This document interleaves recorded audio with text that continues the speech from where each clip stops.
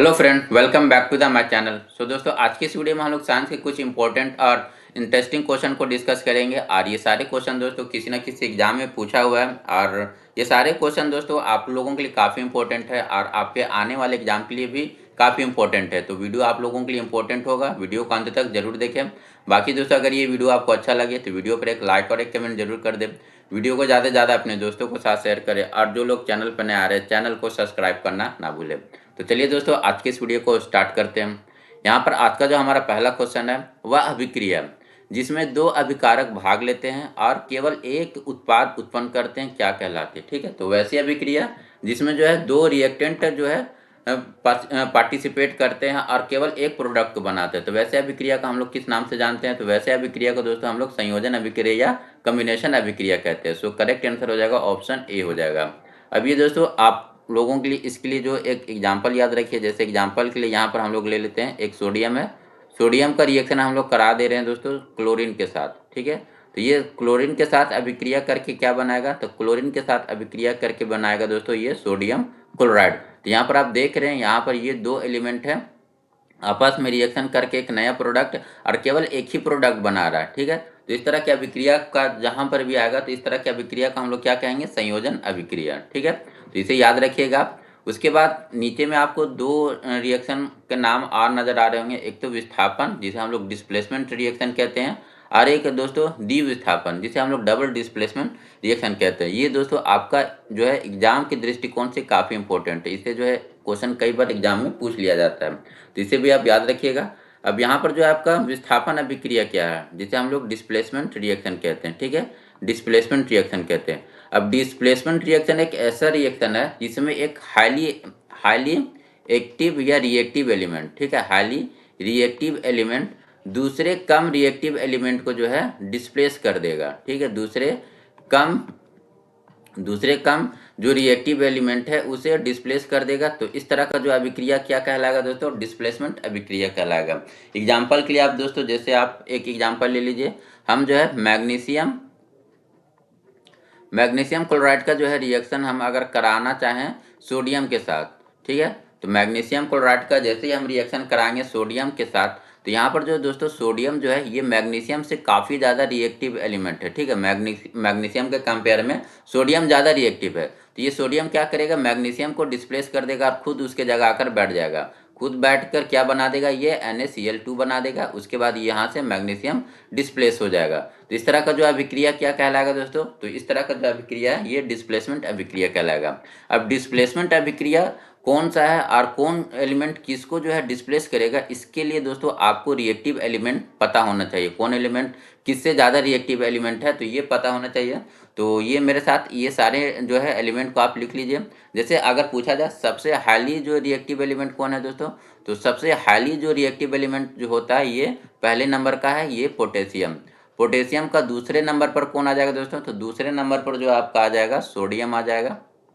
ये दूसरा सबसे हाईली रिएक्टिव एलिमेंट है। तीसरे नंबर पर कौन आ जाएगा दोस्तों, तो तीसरे नंबर पर आ जाएगा आपका कैल्शियम। उसके बाद चौथा नंबर पर कौन आ जाएगा, तो चौथे नंबर पर दोस्तों आपका जो हाईली रिएक्टिव एलिमेंट आता है ये मैग्नीशियम आ जाएगा। ठीक है, उसके बाद पांचवा नंबर पर कौन आ जाएगा, तो पांचवा पर जो रिएक्टिव एलिमेंट है दोस्तों ये एल्युमिनियम आ जाएगा। ठीक है, इसी सीक्वेंस से आपको ये सारे एलिमेंट को याद रखना है। छठे नंबर पर कौन आ जाएगा, तो छठे नंबर पर जो आ जाएगा दोस्तों ये एल्युमिनियम के बाद आता है जिंक। ठीक है, जिंक के बाद सातवें नंबर पर कौन आ जाएगा, तो सातवें नंबर के बाद जो आ जाएगा दोस्तों ये आयरन आ जाएगा Fe। ठीक है, आठवें नंबर पर कौन सा एलिमेंट हो जाएगा, तो आठवें नंबर का जो एलिमेंट है दोस्तों ये टीन हो जाएगा, टीन SN। उसके बाद नवे नंबर में कौन सा एलिमेंट आएगा, तो नवे नंबर में जो एलिमेंट आएगा वो लेड Pb आ जाएगा। ठीक है, उसके बाद दसवें नंबर का कौन एलिमेंट है दोस्तों, तो 10वें नंबर का जो एलिमेंट है ये कॉपर Cu। उसके बाद 11वें नंबर का एलिमेंट, 11वें नंबर का जो एलिमेंट हो जाएगा मरकरी Hg। 12वें नंबर का एलिमेंट कौन है दोस्तों, तो 12वें नंबर का जो एलिमेंट है ये सिल्वर हो जाएगा Ag, और आपका गोल्ड Au। ठीक है, तो ये 13 एलिमेंट आपको याद रखना इसी सीक्वेंस में। इसमें जो आपका सिल्वर और गोल्ड है दोस्तों ये बिल्कुल भी कोई से रिएक्शन नहीं करता है। ठीक है, ये आपका फ्री स्टेट में पाया जाता है, ये कोई से भी अभिक्रिया नहीं करता है, ठीक है। इसमें जो रिएक्टिविटी बिल्कुल ही जीरो है, तो ये फ्री स्टेट में रहता है। बाकी यहाँ पर जो आपका ये हो गया पोटेशियम, सोडियम और ये हो गया कैल्शियम और मैग्नीशियम, ये चार एलिमेंट दोस्तों काफ़ी एक्टिव रिएक्टिव एलिमेंट है। इसमें भी आपका पोटेशियम और सोडियम दोस्तों ये हाईली रिएक्टिव एलिमेंट है, ठीक है। तो ये सारा सीक्वेंस को आपको याद रखना है। जैसे आप एक और एग्जांपल से समझ लीजिए, जैसे हम ले लिए FeSO4। FeSO4 का अगर हम रिएक्शन कराएंगे कैल्शियम के साथ, तो यहाँ पर देखिए दोस्तों कैल्शियम कितने नंबर पर है, तो कैल्शियम यहाँ पर आपका तीसरे नंबर पर है। और आयरन कितने नंबर पर है, सातवां नंबर पर। मतलब कैल्शियम आयरन को रिप्लेस कर देगा, ठीक है। तो कैल्शियम आयरन को रिप्लेस करके खुद उसके जगह बैठ जाएगा, तो ये बना जाएगा CSO4 बना लेगा और आयरन यहाँ से डिस्प्लेस हो जाएगा, ठीक है। तो इस तरह से आप ये डिस्प्लेसमेंट अभिक्रिया को याद रखिएगा। अब नेक्स्ट जो है हमारा दोस्तों डबल डिस्प्लेसमेंट। डबल डिस्प्लेसमेंट आपको पता चला यहाँ पर जो है एक दूसरे को जो है ये डिस्प्लेस कर लेंगे, ठीक है। डबल डिस्प्लेसमेंट आसान है, ये यहाँ पर क्या है कि ये एक दूसरे को डिस्प्लेस करेंगे। जैसे आप एग्जांपल के तौर पर ले लीजिए आपका NaCl प्लस आप ले लीजिए MgSO4, ठीक है, MgSO4। तो यहाँ पर क्या होगा दोस्तों, यहाँ पर जो है Na जो है Mg के साथ आ जाएगा और Mg Na के जगह आ जाएगा, ठीक है। तो ये क्या बनेगा, NaSO4 प्लस MgCl2, ठीक है। तो इस तरह से ये डबल डिस्प्लेसमेंट का अभिक्रिया। तो डबल डिस्प्लेसमेंट आसान होता है, यहाँ एक दूसरे को डिस्प्लेस कर देंगे। लेकिन जो डिस्प्लेसमेंट अभिक्रिया इसके लिए दोस्तों आपको ये रिएक्टिव एलिमेंट याद रखना पड़ेगा। होप ये सारी चीज़ आपको क्लियर हो गए होंगे। चलिए नेक्स्ट क्वेश्चन की तरफ देखते हैं। नेक्स्ट क्वेश्चन क्या हमारा,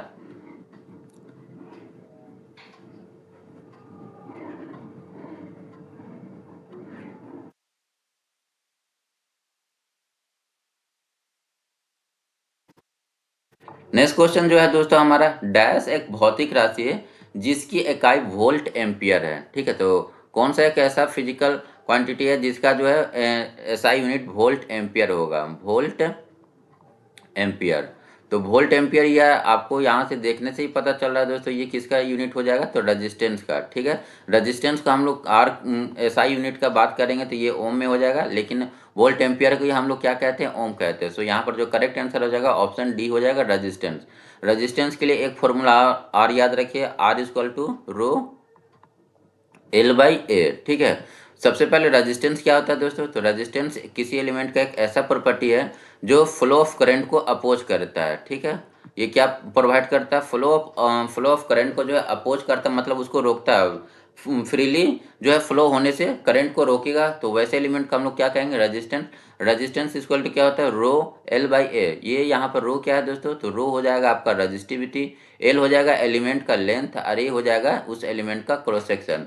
तो जो यहाँ पर रेजिस्टेंस है दोस्तों, अगर लेंथ बढ़ाएंगे तो रेजिस्टेंस भी बढ़ेगा, और अगर एरिया बढ़ाएंगे तो रेजिस्टेंस घटेगा। तो ये आपको जो है याद रखना पड़ेगा इसका जो है रिलेशन। अगर हम लोग लेंथ को बढ़ाएंगे तो ये रेजिस्टेंस क्या हो जाएगा, बढ़ जाएगा। अगर इसका क्रॉस सेक्शनल एरिया को बढ़ाएंगे तो इसका जो है रेजिस्टेंस घटेगा। यहाँ पर जो ये जो रजिस्टिविटी है दोस्तों, ये भी आप लोगों के लिए काफ़ी इंपॉर्टेंट है। अगर पूछा जाए ये जो रजिस्टिविटी है, तो रजिस्टिविटी किस पर डिपेंड करेगा दोस्तों, तो रजिस्टिविटी अगर आप यहाँ से निकालिएगा तो रजिस्टिविटी जो निकल जाएगा ये आपका AR/L, ठीक है, AR/L। लेकिन अगर यहाँ से अगर देखिएगा तो आपको लगेगा ये आपका क्रॉस सेक्शनल एरिया लेंथ पर डिपेंड कर रहा है, बट ऐसा नहीं होता दोस्तों।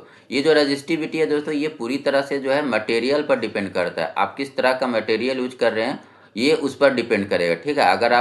अगर आप कंडक्टर यूज कर रहे हैं तो कंडक्टर का जो रजिस्टिविटी कम होगा, अगर आप इंसुलेटर यूज कर रहे हैं तो इंसुलेटर का जो है रजिस्टिविटी ज़्यादा होगा।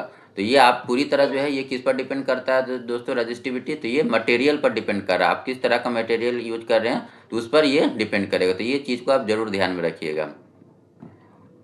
नेक्स्ट क्वेश्चन देखते हैं, निम्नलिखित में कौन सा धातु सिल्वर से कम अभिक्रियाशील है। तो ये दोस्तों अभी मैंने आपको जो है रिएक्टिविटी सीरीज लिखाया था, तो सिल्वर यानी आपका सिल्वर से कम कौन हो जाएगा, तो सिल्वर से कम आपका गोल्ड आता है यानी Au हो जाएगा। सो करेक्ट आंसर यहाँ पर आपका कौन हो जाएगा, सी हो जाएगा, ठीक है। नेक्स्ट क्वेश्चन देखते हैं।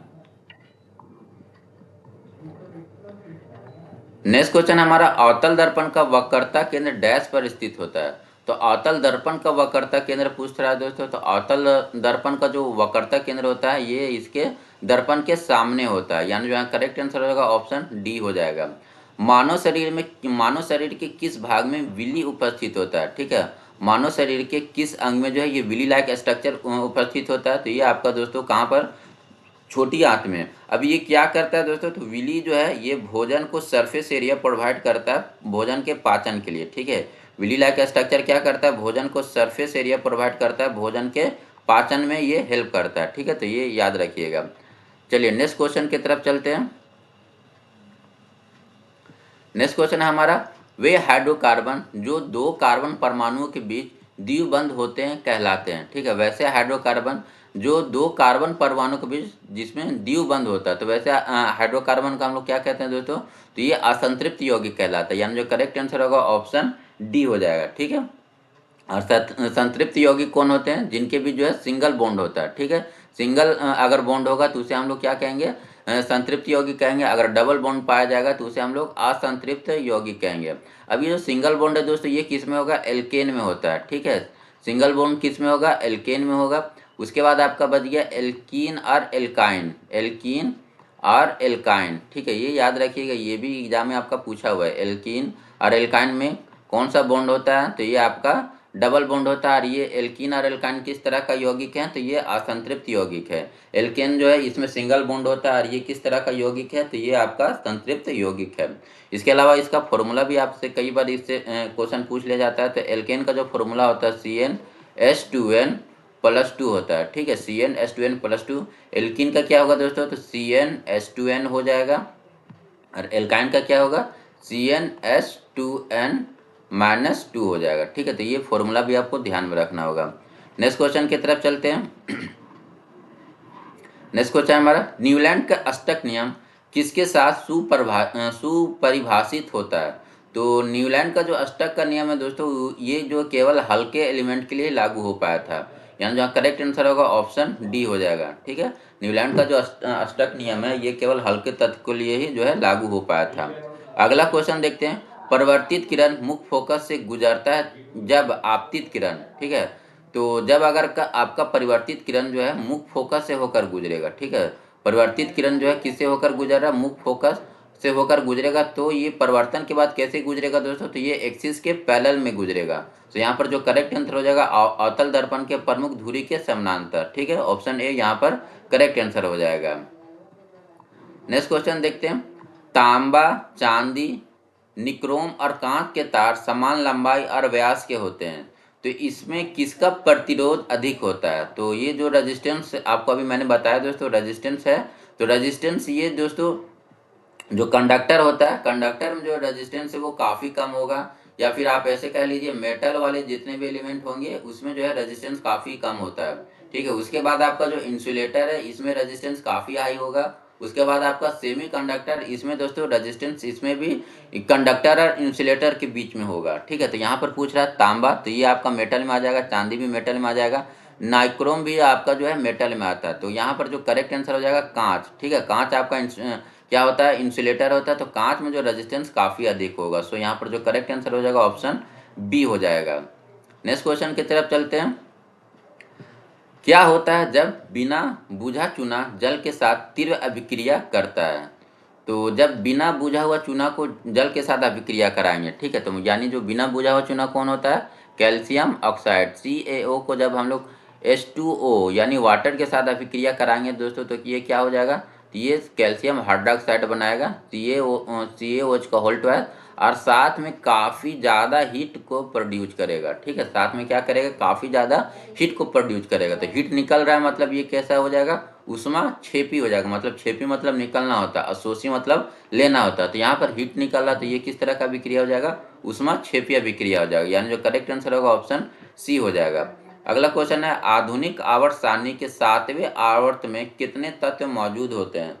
तो आधुनिक आवर्त सारणी के जो 7वें आवर्त में है टोटल 32 तत्व मौजूद है, यानी जो करेक्ट आंसर होगा ऑप्शन सी हो जाएगा। एक उत्तल दर्पण की फोकस दूरी होती है, तो एक उत्तल दर्पण का जो फोकस दूरी होता है ये दोस्तों कैसा होता है, पॉजिटिव होता है। नेक्स्ट क्वेश्चन है हमारा, न्यूलैंड के द्वारा किन दो तत्वों को एक ही स्लॉट में रखा गया था। तो नीलैंड जो है दोस्तों ये कोबाल्ट और निकेल को एक ही स्लॉट में रख दिए थे, यानी जो यहाँ करेक्ट आंसर होगा ऑप्शन ए हो जाएगा। निम्नलिखित में कौन सा रसायन वायुमंडल में ओजोन परत को नष्ट करने के लिए जाना जाता है? तो वायुमंडल में जो ओजोन परत को हानि पहुंचाने वाला जो एलिमेंट है दोस्तों ये क्लोरोफ्लोरोकार्बन है, यानी जो करेक्ट आंसर होगा ऑप्शन डी हो जाएगा। अगले क्वेश्चन की तरफ चलते हैं।